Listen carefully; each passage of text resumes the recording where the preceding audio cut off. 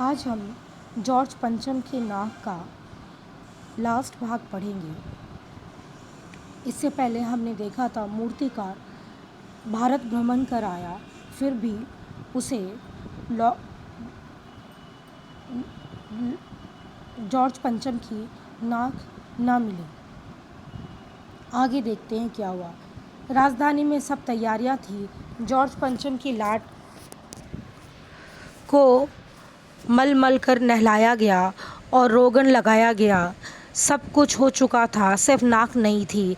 बात फिर बड़े हुक्मों तक पहुंची। बड़ी खलबली मच गई।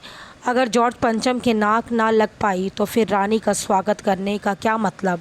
अब तो अपनी नाक कटने वाली बात हुई। लेकिन मूर्तिकार पैसे से लाचार था, यानी हार मानने वाला कलाकार नहीं था। एक हैरत अंगेज़ ख्याल उसके दिमाग में कौंधा और उसने पहली शर्त दोहराई।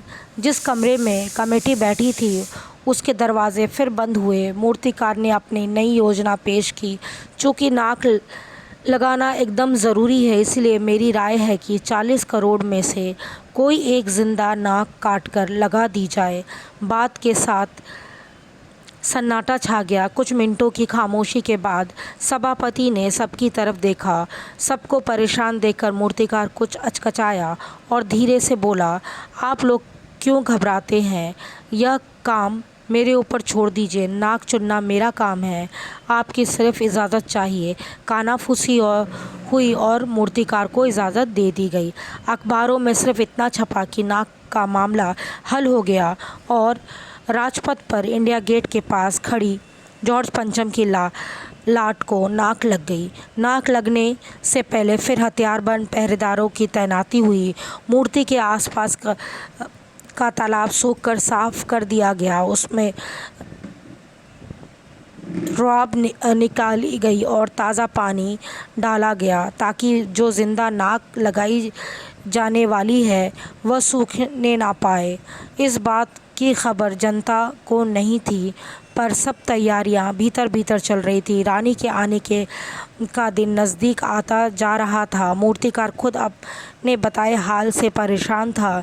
जिंदा नाक लाने के लिए उसने कमेटी वालों से कुछ और मदद मांगी। वह उसे दे दी गई, लेकिन इस हिदायत के साथ कि एक ख़ास दिन हर हालत में नाक लग जानी चाहिए। और वह दिन आया। जॉर्ज पंचम की नाक लग गई। सब अखबारों में खबरें छपी कि जॉर्ज पंचम की जिंदा नाक लगाई गई है, यानी ऐसी नाक जो कतई पत्थर की नहीं लगती। लेकिन उस दिन के अखबार में एक बात गौर करने की थी। उस दिन देश में कहीं भी किसी उद्घाटन की खबर नहीं थी। किसी ने कोई फीता नहीं काटा था, कोई सार्वजनिक सभा नहीं हुई थी, कहीं भी किसी का अभिनंदन नहीं हुआ था, कोई मानपत्र भेंट करने की नौबत नहीं आई थी, किसी हवाई अड्डे या स्टेशन पे स्वागत समारोह नहीं हुआ था, किसी का ताज़ा चित्र नहीं छपा था। सब अखबार खाली थे। पता नहीं ऐसा क्यों हुआ। नाक तो सिर्फ एक चाहिए थी, वह भी बुद्ध के लिए।